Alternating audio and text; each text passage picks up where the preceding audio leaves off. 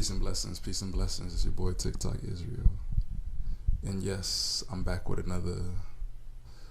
Do we call this lesson? Nah. I used to say that. I don't want to call this a lesson. I want to call it some information. I'm back at ya with some information. And this information only came about from me diving deep within myself, trying to figure out who I am. You understand? So if I figure out some information about myself, some past history, then many of us in so-called Black America have similar history. So I want to share it with my people on the Western Hemisphere, and I want to educate the rest of the world. So therefore, peace and blessings, shalom to the 12 tribes scattered abroad and the rest of the world on the four corners of the earth. Peace, shalom, howdy do. And today I want to talk about the Jacobites. Ooh, this mic is so dope, I got. Hallelujah. But yeah, I want to talk about the Jacobites and who are they and what they represented and what happened to them. So, I guess an introduction before I get into it. One day I found myself on Ancestry.com, and I'm just, a lot of people don't believe in, blood tests, even ancestral lineage research. But one day I'm like, man, let me just do it. You know what I'm saying? Because I know who I worship, hallelujah, and whatever I find is what I find. And, I came across some folks that said, yep, my lineage started off with a slave master messing with some, female, captives, I would like to say. But in my soul, in my spirit, I never felt that was my what's the word, inception. So I'm like, let me go down this rabbit hole, and I know it's a tough one for us to begin, given our history in this country. So I did it, and this is what I found out. Researching myself, I was able to go back to the 1839. 1839 was like the furthest I could go back, and then the trail went cold after that. But I was able to find some more information that my forefathers, 1839, Alabama. I'm from Midwest Cleveland, and I already knew that my father was from Alabama.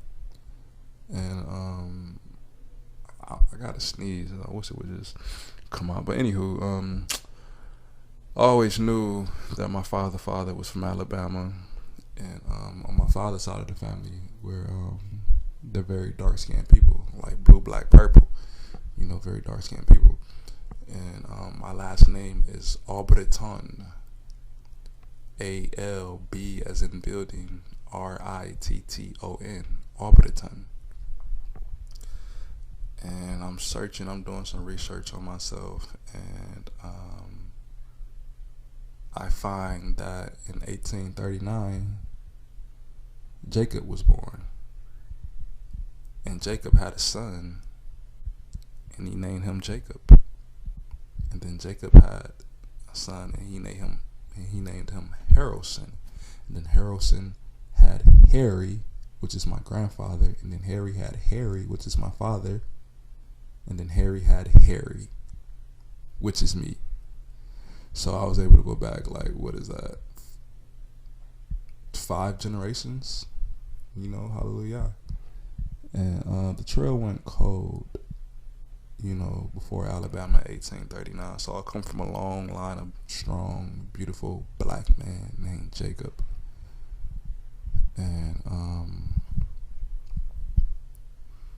I was able to find some information that Jacob, the first Jacob,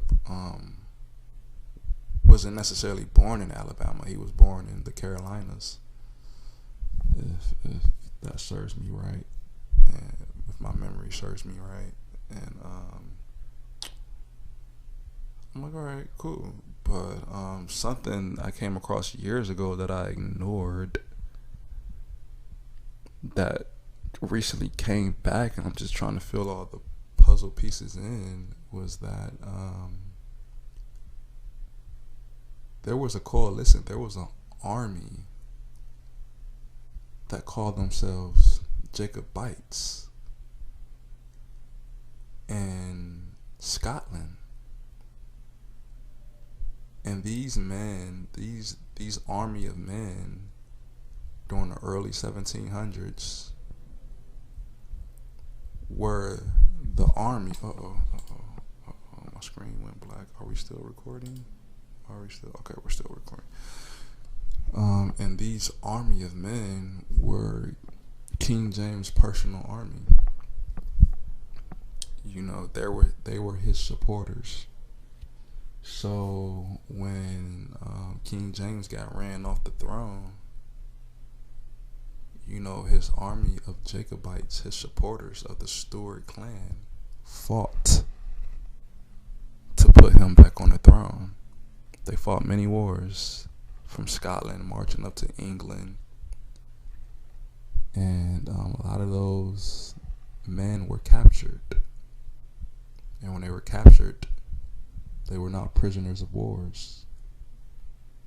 So therefore, like, we hear a lot about the colonies of Australia and how Great Britain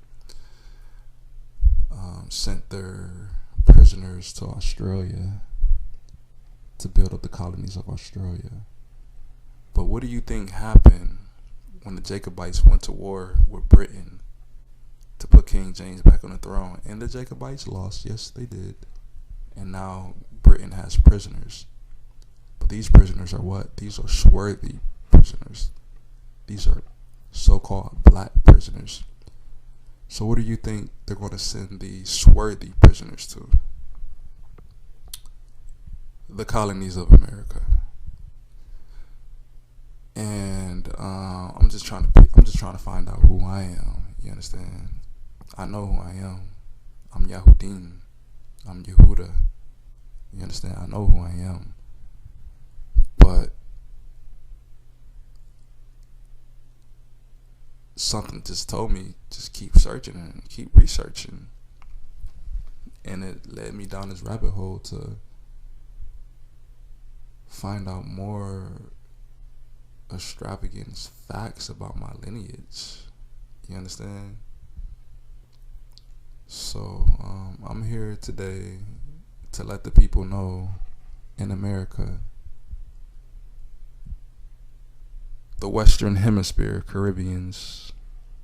I don't have any information that any Jacobites went to South America, so Caribbeans, North America, I'm here to say, hey, listen,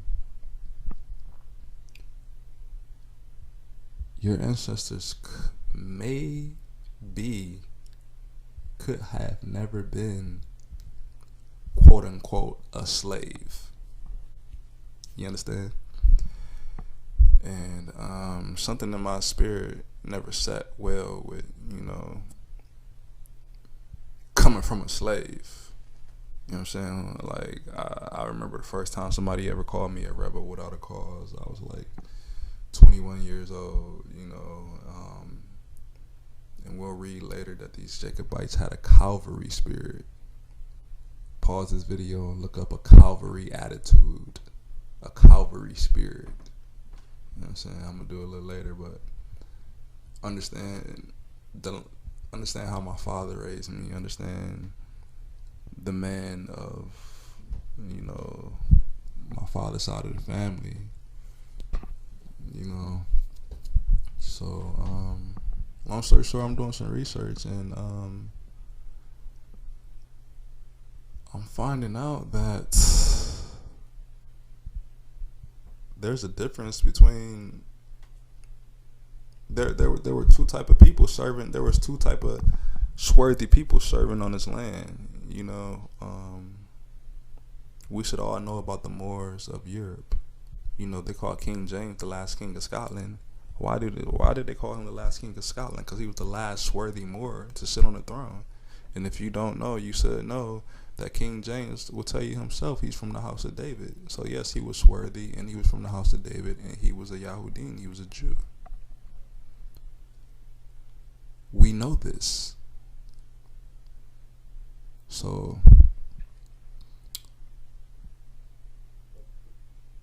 but we have to know that there were more of his kind in his territory, and what happened to them, what happened to these people, because check this out and remember this: indentured servants come from Europe, and slaves come from Africa. With that being said, let's get into some information. Hallelujah.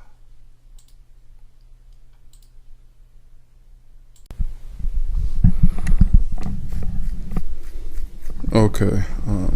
Yeah, my last name is Albritton, and when I looked it up, it was a Royal Great Britain last name, and I really did try my best to find some slave masters when I did my ancestry, but even during that time, it just said that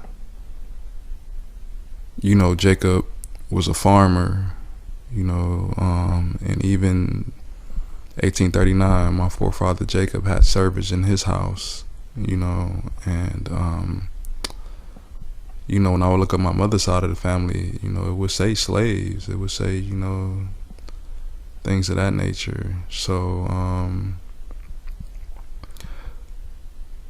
I was just researching my father's lineage. It was just so special to me, given the royal last name, and then the Jacobites,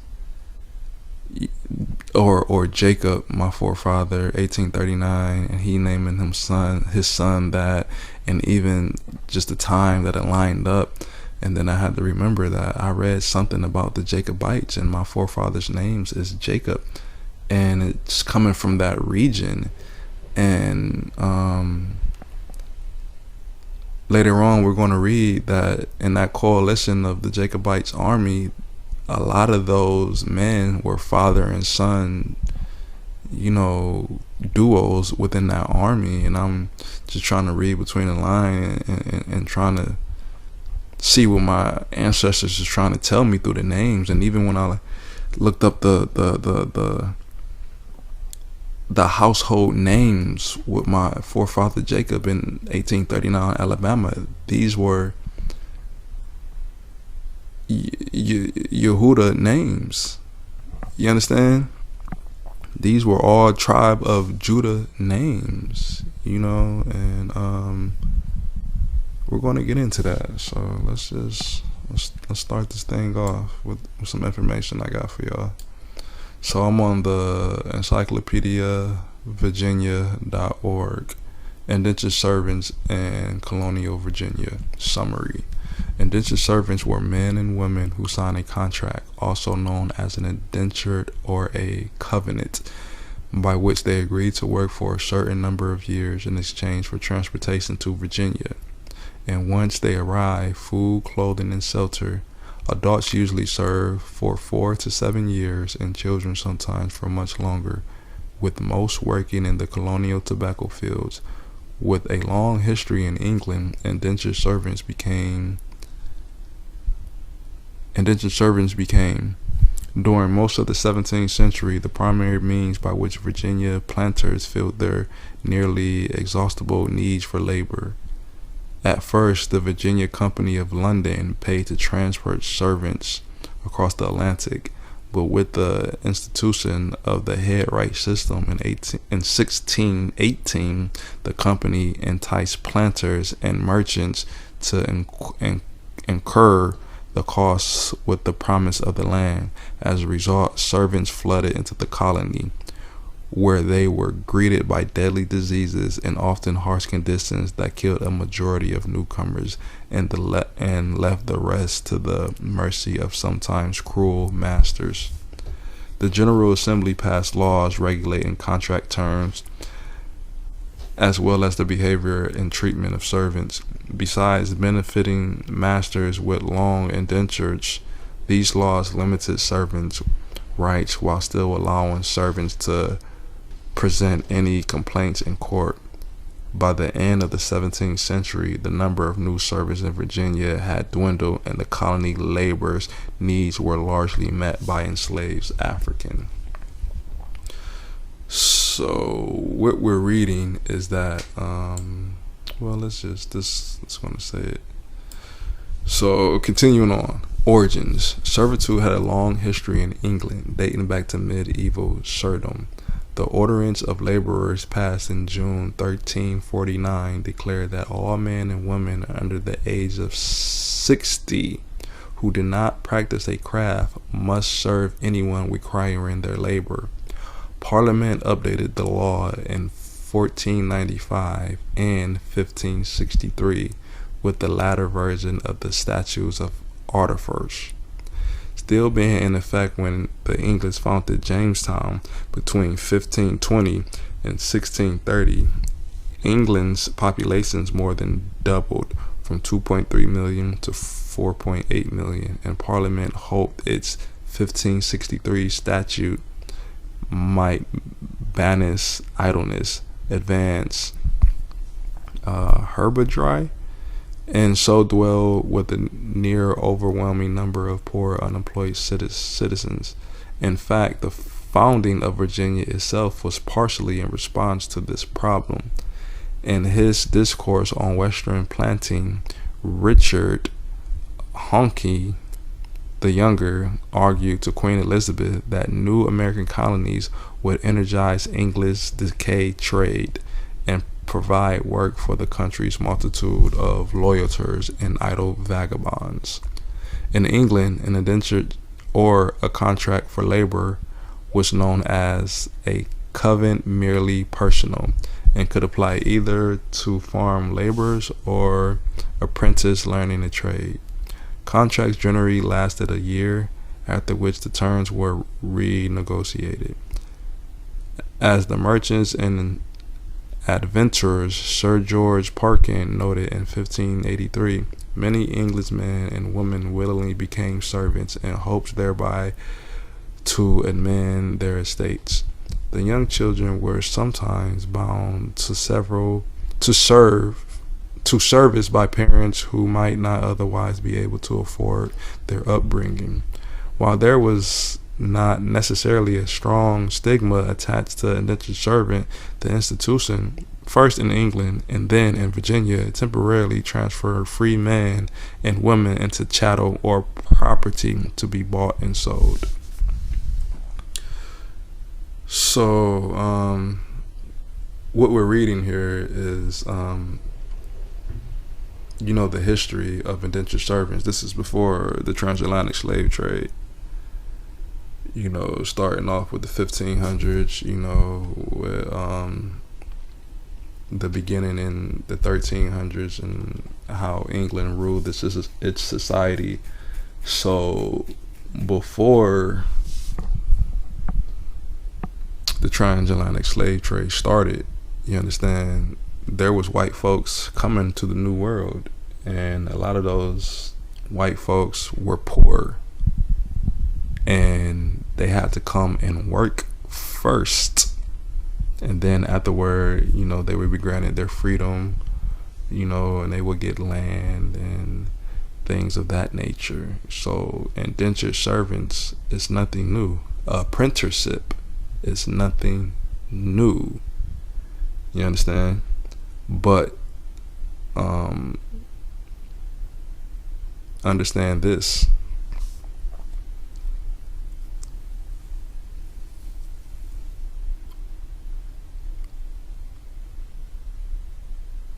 These were considered civilized people. You understand? The reason why there was such a mass kidnapping in Africa is because they were considered savages without religion, without God. You understand? So these people, they had Christian rights, these indentured servants, because they were considered civilized. And no matter if you were a Moor, Muslim, Turkish, Christian, you were from the known world. So therefore, you're not going to be a slave. You're going to be an indentured servant with a contract. You understand?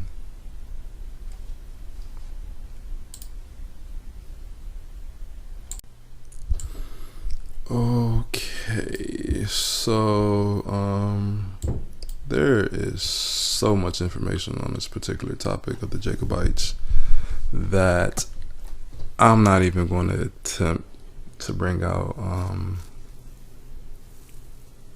a lot of sources, because I just want to plant the seed and have you guys do your independent research. But I am here to tell you, don't be fooled. Do not be fooled hopping on Google, typing in Jacobites and seeing white people and be like, you bugging, bro. Jacobites is white, King James is white, yada yada yada yada yada. Because that can halt your own personal lineage research right then and there. That can halt you discovering who you are. That can halt truth from signing. And we gotta let truth prevail. So that is what I would say to everyone, because we know our history was whitewashed. So just keep doing your due diligence like me, and you'll be able to prove. Oh, I hope I'm pressing record. Okay, cool. And you'll be able to see for yourself that this is your history.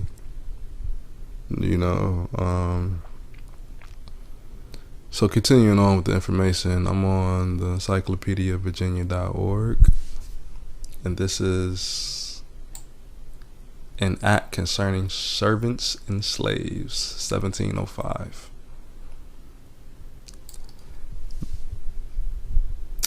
Part 1. Be it enacted by the Governor, Council, and Burgesses of this present General Assembly, it is hereby enacted by the authority of the same, that all servants brought into this country without indentured, if the said servant be Christian and of Christian presence, and above 19 years of age, till they shall become 24 years of age and no longer. Part 2. Provide always that every such servant be carried to the county court within 6 months after his or her arrival into the colony, to have his or her age adjudged by the court. Otherwise shall be servants no longer than the customary 5 years, although much under the age of 19 years, and the age of such servants being adjudged by the court within the limitations aforesaid, shall be entered upon the records of the said court, and be accounted, deemed, and taken for the true age of the said servant in relations to the time of service aforesaid. So let's go back to part 1. That all servants brought into this country without indentured servants, if the said servant be Christians and of Christians percentage and above 19 years of age, till they become 24 of age. So long story short, this is 1705, and they got to make it distinguished. Like I said, what I'm reading is an act concerning servants and slaves. So understand the difference between a slave and a servant. This is law, Virginia, 1705. So keep in mind, indentured servants had a particular time where they will serve and they will eventually get their free papers. Slaves had what? No free date. And a lot of these indentured servants, guess what? I'm gonna read it real quick. I'm gonna read it real quick. This is some more information. I believe it is a college essay. So pardon me for this not being, an official notarized document, but let me read this for you. Where is it? Bear with me. Maybe it's this one. Okay. Adrian 12, Social Studies, essay, April 21st, 2015. Back in the earlier colonial times, slaves and indentured servants worked for their masters. A slave is a person who is from Africa, is enslaved, and worked for people in the colonies. And indentured servants are people who agree to work for a person in the colonies. They are from Europe. They both had a trip, worked for a period of time, and lived with family. They're both alike because they had a trip. The servants had a nice cabin, but slaves were chained in cargo bay. They couldn't get fresh air like the servants. The servants had an individual cabin. However, the slaves were stuck together. Servants were fed like regular passengers, unlike slaves that were fed scraps. They're both alike because they worked for a period of time. Servants worked for an agreed time. It was usually 3 to 7 years, but slaves were owned for life. Very few slaves gained freedom. They're also alike because they worked with a family. Servants got paid and were treated well, unlike slaves who were poorly treated. Servants learned a trade or skill. They were also educated, clothed, fed, and given good shelter. However, slaves got no education, and they had to sleep in a bunk. Indentured servants and slaves are alike and also different in their own ways. They were alike and different because they had a trip to the colonies, worked for a period of time. They also lived with family. They both worked hard to survive. Yeah, in a nutshell, that's the difference between an indentured servant and a slave. And maybe we might get to the 1719 Act that was passed that told the Moors, because the Moors needed a law to say, listen, we coming to America too from Europe, but we not like them Africans. Don't y'all start no mess when we come over there, because we not like them. So 1719 Act, y'all can Google that. Maybe I'll get to it, maybe I won't, I don't know. But yeah, the Moors had to be protected because they looked like us, but they weren't. Well, they look like y'all. Anywho, continuing on, let me pause this. Part 5. An act concerning servants and slaves. Primary document. And also be enacted by the authority aforesaid, it is hereby enacted that all servants imported and brought into this country by sea or land who were not Christians in their native country. Now, this is in parentheses, except Turks and Moors, and amenity with Her Majesty and others that can make due proof for their being free in England or any other Christian country before they were shipped in order to transportation hither, end of parentheses, shall be accounted and be slaves, and be such be here brought, and notwithstanding a conversation to Christianity afterward. So, yeah, this is the law passed in England saying, hey, if you come from a Christian country, you know, it's cool if you was a Moor, it's cool if you was Muslim, it's cool if you was a Turk, you know what I'm saying, monotheism, you know, as long as you're not like them savages in Africa. I'm just being real. I'm translating in the best as I can in layman terms, you know, as I see it, you know, because we should know how they deemed those people from Africa so they can be worthy of chattel slavery. Chattel slavery is completely different from indentured servants. So, you know, understand what I'm trying to do here. You could be listening to this right now, and I don't know what you're getting from it so far, but I tell you one thing. You better research your last name, and if it's Scottish, we ain't even got to the good part yet. If it's Scottish, then guess what? You were probably a descendant of the Jacobites that got captured during the war. Free man, zealous, spirit full of Calvary. You know, think of it like this. Y'all seen the movie The Black Knight? Martin Lawrence. When first of all, in the movie they said Moor, or you're a Moor. They called Martin Lawrence a Moor in the movie. He's a Moor. But think about, you know, how the Moor had to come and rival these people up, because all the people wanted to do was put the queen back on the throne. You understand? They are telling our history.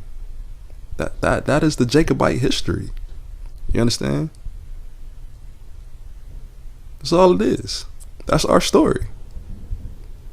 And guess what? She got dethroned, she got kicked off, and they was living on the countryside, or the highlands, if you will. And it had to take a Moor to rival that Calvary spirit back up. Or check it out like this. Fresh Prince of Bel-Air. You understand? Who was living in the attic? Who was living in the big house? Yeah, that's right. Jeffrey. So the coincidence his name began with a J. His name might as well have been Jacob. Shoot. Jeffrey was living in the attic. You understand? With that Scottish accent. Was he a slave? No, he wasn't no slave. He was a butler. He was a servant. You understand?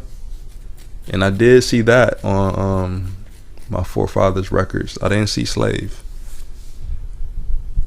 But I don't even know if I seen servant. I think I seen servant. I'm not sure. But you know, I'm just here painting a picture, you know, and hopefully you guys see what you see. You take it and you do as you will. So there's a lot of information on this particular topic, and I can't bring out all of it. So I'm gonna continue with this lesson, and you know, I just want you guys to further research it.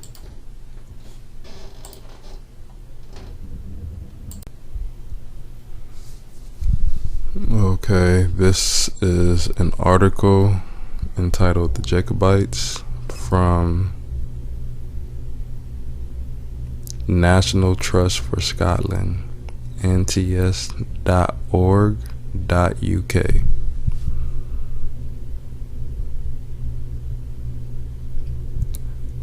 While there were many Highlanders casualties at Caudine, The Jacobites' cause also drew support from the lowlands and as well from France and Ireland. The memorials left behind after the Jacobite rising of the 17th and 18th century shows that this was one of the most important periods in Scottish history. One of the most important periods in Scottish history. But what led to such a long struggle? Who was Bonnie Prince, and how to remember it? The Glorious Revolution. A century of bloodshed began with a family feud. King James of England would be the last Roman Catholic monarchy on these isles. His downfall came at the hands of his daughter Mary and his son-in-law, a Dutch Protestant called William of Orange, who became joint monarchs. Civil war was a consistent threat as Scotland, Ireland, and England struggled to find a way to live and prosper together. By 1688, the divisions were so deep that King James of Scotland and of England, a Catholic and a Stuart, had to flee to France.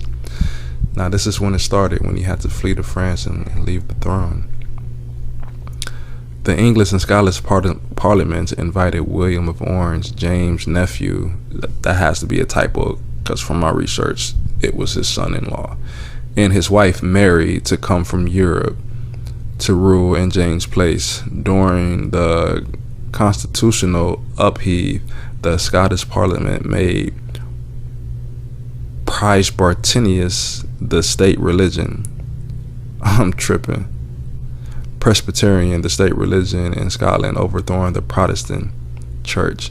James' supporters in Scotland would rise up together to challenge the new kings and to try to restore James to the throne. So this is what it's all about right here. Trying to restore James to the throne. And King James' son tried to do it. So let's see if I can. Okay.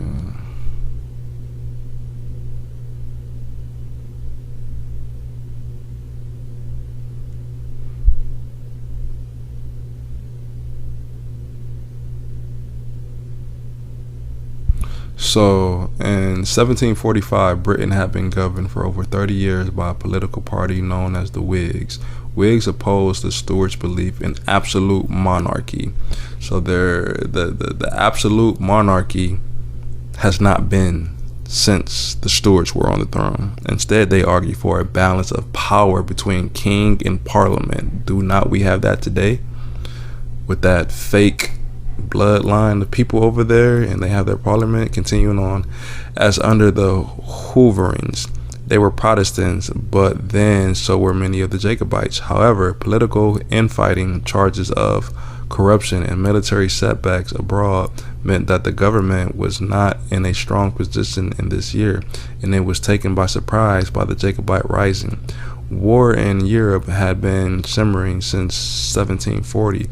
In order to divide the British further, groups in the French government had encouraged Jacobites plighting. Now, we read twice so far that the French are supporting the Jacobites. Continuing on, without support from the continent, the Jacobites knew that they would never succeed in regaining the throne for the exiled James' son, James French Edward Stuart. So,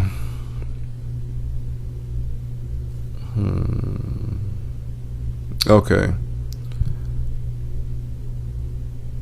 In April 1746, Bonnie Prince Charles' Jacobite army went into battle against the Duke of Cumberland and his redcoats.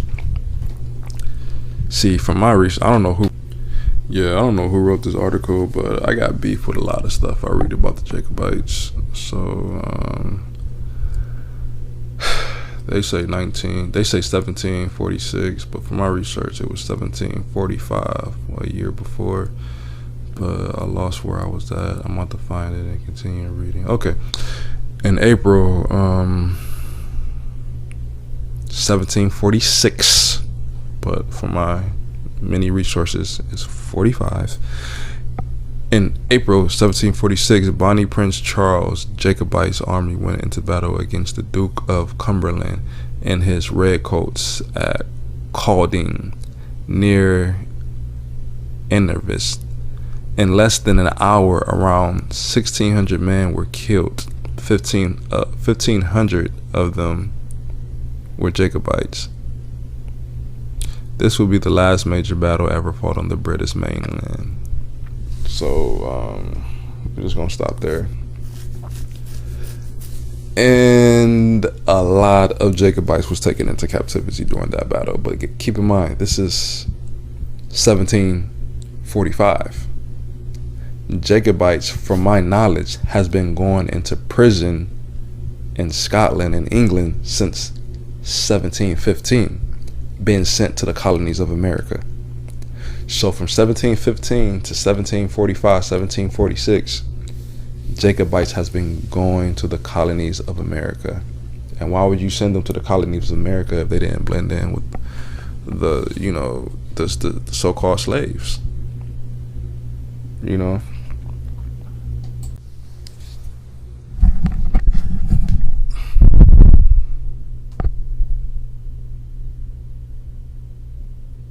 nationalarchives.gov.uk. This is the official government website for the transcription documents of the Jacobites. Now, to paint this picture, what I'm about to read is what year was this? 1747. Now, obviously, these are the Jacobites captured at Calding, the war, and they've been sitting for about a year or two. And I've read that so many Jacobite prisoners were captured that it would be inhumane. Well, I don't even want to say the word inhumane. Speaking about this beast, the way they were crucifying the Jacobites during that time, they had a method of crucifying the Jacobites where they would divide you in 4 pieces. I don't even want to talk about it. But there were so many Jacobites captured that they couldn't execute them at the same time. So they made the decision to send them to the colonies of America. Some were convicted with high treason, some treason, but a lot of these were like young teenage men, and they didn't get that severe of a punishment, and they were able to serve as indentured servants. The ones who got a life sentence were sentenced as slaves. So like I said, nationalarchives.gov.uk, Prisoners for Transportation Document Part 2. Now, here it is. Extracts from a list naming 150 Jacobites prisoners taken by the French in October 1747, as recorded by W. Smith at Lincoln, York, and the Lancaster. This is the list referred to by Samuel Smith, whose ship was captured. Now understand what's going on. These Jacobites were destined for the Caribbeans. Now, a lot of Jacobites were sent to the Caribbeans. A lot of them settled in Jamaica. A lot of Jamaicans have the last name of, a lot of Jamaicans have the surname of a person of Scotland. So therefore, common sense would say they have some connection to Scotland. These Jamaicans were not surnamed after their slave master. They came with their own first name, last name. So anywho, let's look at the names of these 150 prisoners. Let's look at the age, because these documents provide the names, age, profession, county, stature, and remarks. So let's go straight to the remarks. Black, swarthy, slender, brown, swarthy, brown, doodoo, ruddy, black, swarthy, lusty, brown, swarthy, black, brown, dude, ruddy, slender, black, lusty, brown, fair complexion, dark, black. We got some pales in here. Black man, dark hair, chestnut. Google chestnut and tell me what color you find. Dark hair, dark brown, well looking, lusty, healthy. Black hair, swarthy, little woman, black hair. So we read swarthy a couple times. We read black a couple times. What is a swarthy man? Somebody tell me what is a black man. Somebody tell me what is a ruddy man. Somebody tell me what is a brown man. Once again, from the top, I'm going to the bottom. Black, swarthy, brown, ruddy, black, swarthy, light hair, face, slender, brown, black, brown, fair. So I'm gonna just stop there. But I don't think y'all know what's really going on in this particular scenario, so I'm gonna let you know what's going on. Remember, I said the French were allies of the Jacobites. So guess what happened when this Jacobite ship was destined for the Caribbeans, and they were going to go serve as indentured servants, some of them who didn't get life sentences, and the ones that got life sentences. So guess what happened? A French ship intercepted them and said, "These are my men now," and they freed them on the island of Monterania. I don't know if I pronounced that right. I can never pronounce this island right. That island in the Caribbean that begins with an M, Monterania or something. So the French ship intercepted this prisoner ship of Jacobites destined for the Caribbeans, and they took these Jacobites from the British and they freed them on the island of Monterania. I don't know if I said that name of that island right. So hallelujah for that one. You understand? And if you know anything about this island that begins with an M, Monteraniac, I don't know. You know one thing, or I know one thing. These are the most beautifulest people I have ever seen. They are some gorgeous people. So continuing on, I'm gonna read. So that was from the UK government website, and I think I'm gonna read one more article, and then I'm gonna get into some testimonies. So I'm gonna read. Okay, this is www.scotsman.com. Scotsman, SCOTSMAN, Scotsman.com.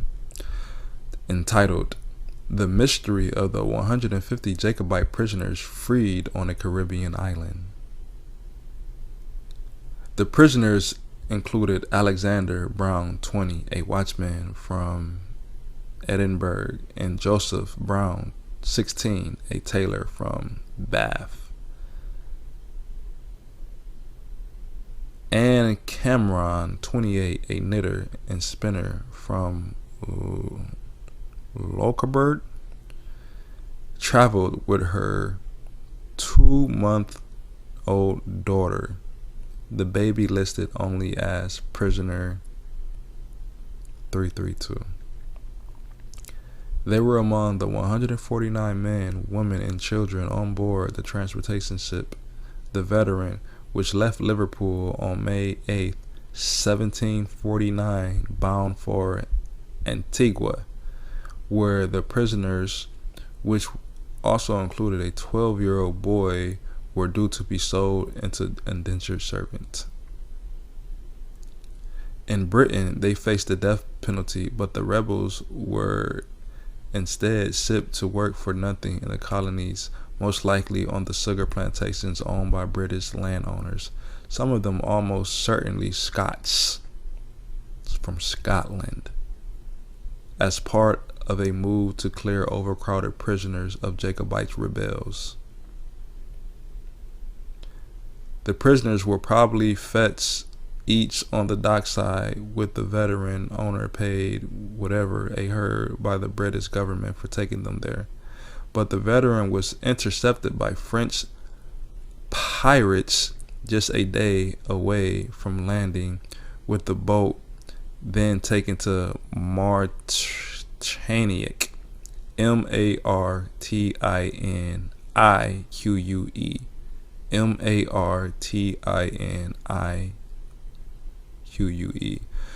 But the Veterans were intercepted by the French pirateers, meaning pirates ordained by a government. So basically a French sea vessel.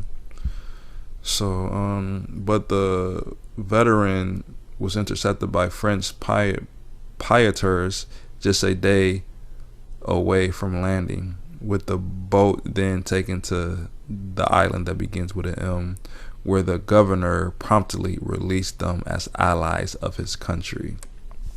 So we're gonna pause right there.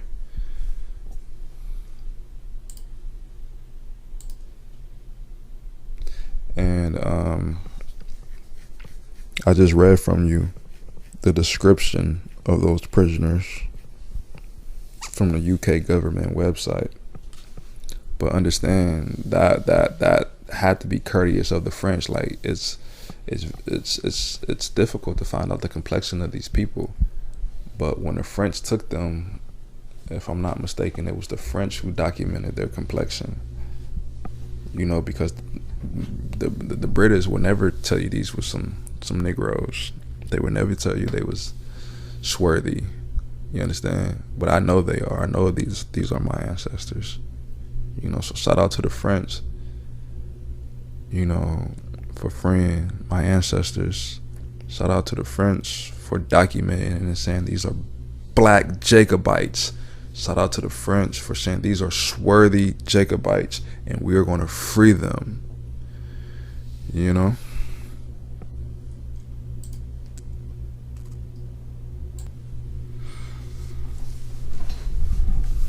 Okay, this is a good book, a good read. A colonial Scottish Jacobite family. Establishment in Virginia of a branch of the Humes of Wodenburn.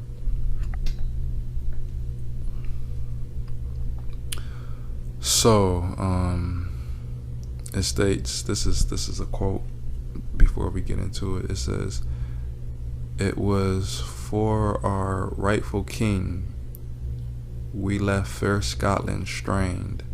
My love and my native land, farewell, for I maim cross the main." And I definitely recommend this book. I read about 20 pages of it, and I read some letters in it. And when you read the brother's, you know, letters to his sister, you know, the letters to his wife. You know, he was captured with his father, and it goes on to state that a lot of Jacobites were captured father and sons, and that's why, you know, I look at my ancestry with my forefather Jacob naming his son Jacob. Like, I feel like he was trying to tell me something, like father and son, we stick together. You know, we fight together, we die together. You know, and, if you know, read the brother's letters to his wife, you know, this is after he's convicted, why he's in jail, you know, why he's in Virginia. Like, you hear him talking like a southerner, but the Jacobites in Scotland had a twang to them. You know what I'm saying? They had a twang to their accent, like yon. You know what I'm saying? Wild W, yon. You know what I'm saying? They're like, yon, go ahead and get that over there. Like we gotta ask ourselves, where did this accent come from? You know, you just gotta read the letters and feel the spirit yourself. You know, take a second and really take a second and really take in the Jamaican accent.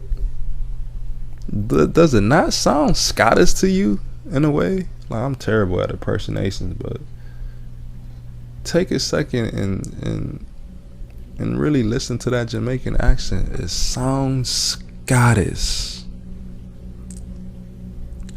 So, A Colonial Scottish Jacobite Family, a book. On Saturday, October 13th, 1716, the ship Elizabeth and Anna of Liverpool arrived in Yorktown, Virginia, bringing 112 unfortunate Scotsmen whose names appeared in the ship's paper as rebel prisoners. 29 of the prisoners were under indentures, and the remaining 83 were not indentured. To use the term of the passengers list, the list is certified by the master, and on the back is endorsed. These are to certify that the above list of 112 rebels prisoners imported into the colony in the ship Elizabeth and Anne of Liverpool, Tariff Masters, was taken by my order upon the arrival of the said ship in York Rivers by the officers named prisoner. Okay, cool. So that's just a little passage from the book. I definitely recommend you guys check out the book and read the letters. Like, a lot of the book was about the wars that I already knew. I just wanted to read the letters. You know, so once again, that date was 1716. So this is what I'm trying to tell you, is that the Jacobites has been coming to America for a very long time. So if you see a certain amount of numbers of us came due to that Chaldean War in 1745, guess what? It's more.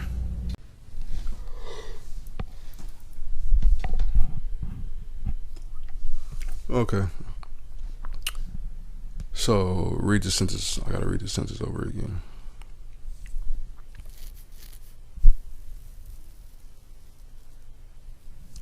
Something of the romance which attached to the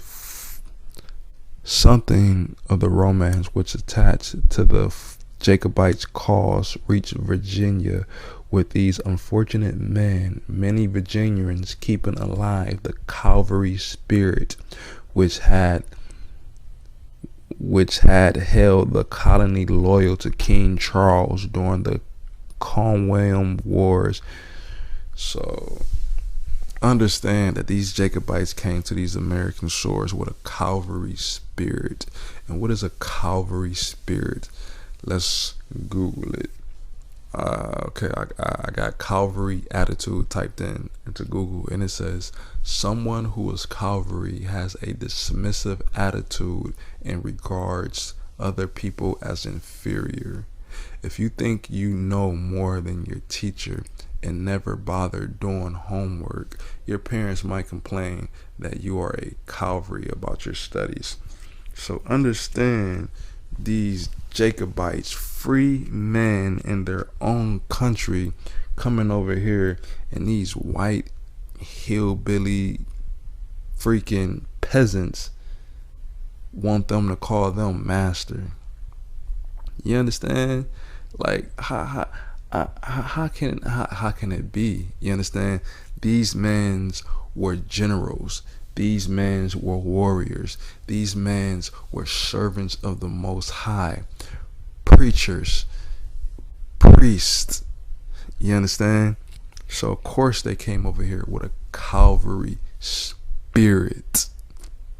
You understand? Head held high. Can't tell me nothing.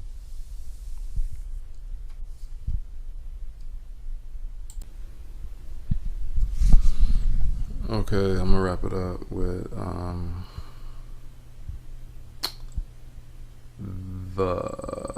this is so beautiful. A book cover. A book cover that shows the face of King Charles the First of England, executed in 1649.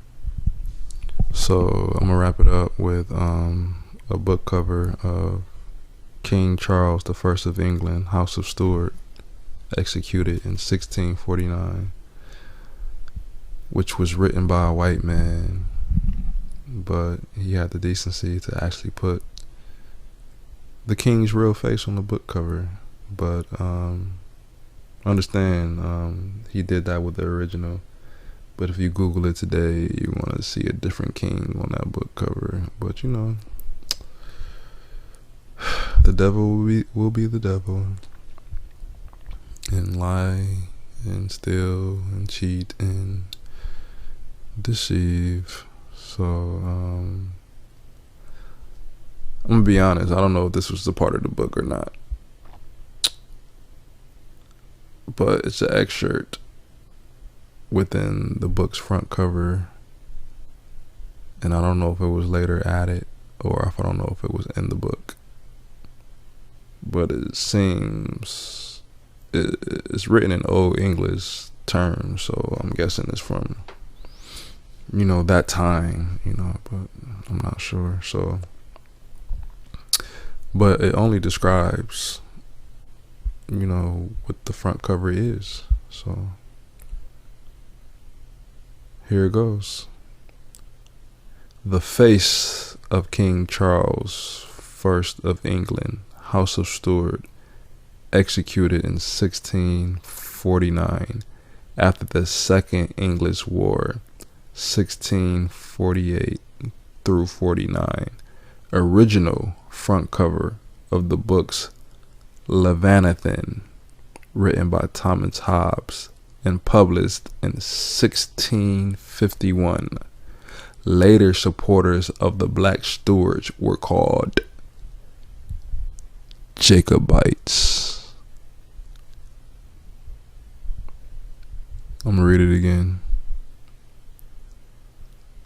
The face of King Charles the First of England, House of Stuart, executed in 1649 after the Second English Civil War, 1648 through 49.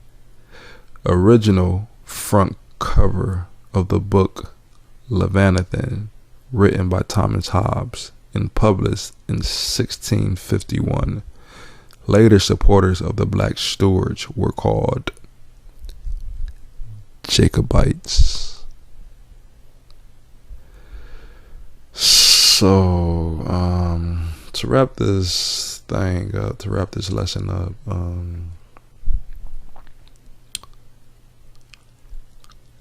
do your research. You know, don't let these people call you no slaves. You know, without doing your further research. And some of us might be slaves, some of us might come from that lineage, but some of us might be indentured servants. And but we know that the people that boarded the ships on the west coast of Africa were civilized people. We know these people were educated people. We know some of these people were Yahudims. We know some of these people were descendants of Abraham, Isaac, and Jacob. We know some of these people were descendants of Abraham. Some of these people were descendants of Ham. They were all civilized. But all I'm trying to say is that this changes the game right here. And it changes the game so much that you don't even know. Because guess what? If you're able to prove your lineage to Scotland, guess what? You can go over there and claim your castles. But that's here nor there. Actually, it's here and there. Hell yeah. Take your castles back, king. Take your castle back, queen. Stop calling each other kings and queens if you're not gonna go get your castle. Because there are organizations, there are Scottish clans that you can join if you prove your lineage, and they will give you your castle. You think I don't know, a black Scottish woman who's not a part of an organization that didn't help me with my lineage? No, we studied this together,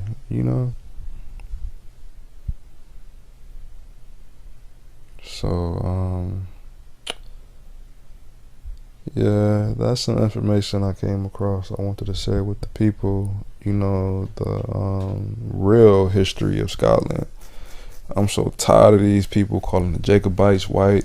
I'm so tired of these people saying King James is white. I'm so tired of these people trying to play me about my history. You know what I'm saying? I'm just so tired of these people acting like the Moors weren't running stuff in England, like the Spanish Inquisition. We all know about the Spanish Inquisition, but what was the Spanish Inquisition but a war against the black Moors, black people, and Europeans? That is the war that got the blacks out of Spain, and we just went over the wars that got the blacks out of Scotland.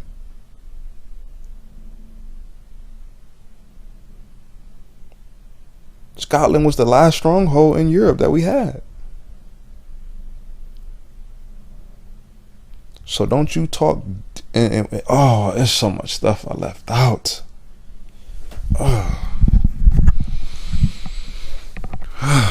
They banned the freaking quilt. What's another name for it? They banned it. After the Jacobite wars, they banned the quilt because the British wasn't wearing no damn quilts. It was the Jacobites from the Highlands. They banned it. So don't you dare turn your nose up at Puffy when you see him in that quilt. Don't you dare turn your nose up at Kanye when you see him in that quilt. That's our history, you hear me? That's our history. Where is it?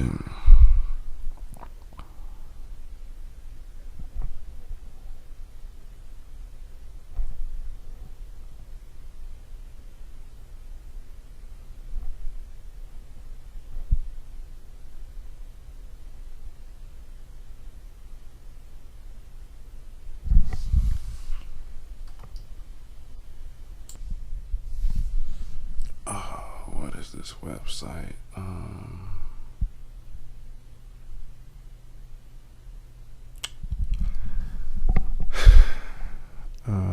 So it says I can't give you the website right now, But it says the government began to dismantle the structures of highland society. Clan chiefs were deprived of their legal powers and clansmen of their weapons. Jacobites' estates were seized by the crown, and the kilt and tartan were banned. You understand?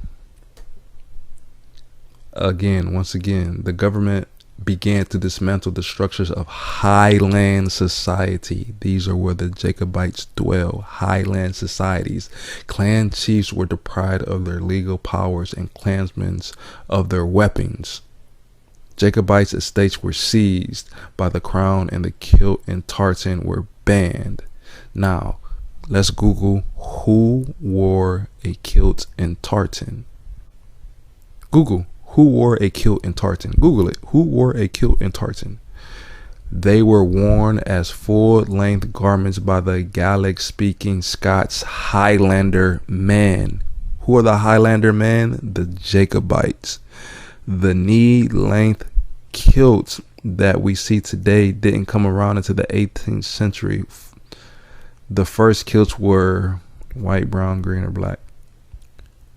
They banned it. So if you ask yourself, why don't we see the kilt anymore? Why don't we see the tartan anymore?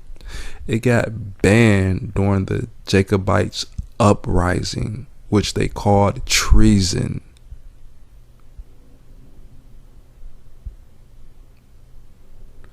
So shout out to Puffy for wearing that kilt. Shout out to Kanye for wearing that kilt. They know something y'all don't know. With that, I say peace and shalom to the 12 tribes scattered abroad. And to the rest of the world, I will say shalom.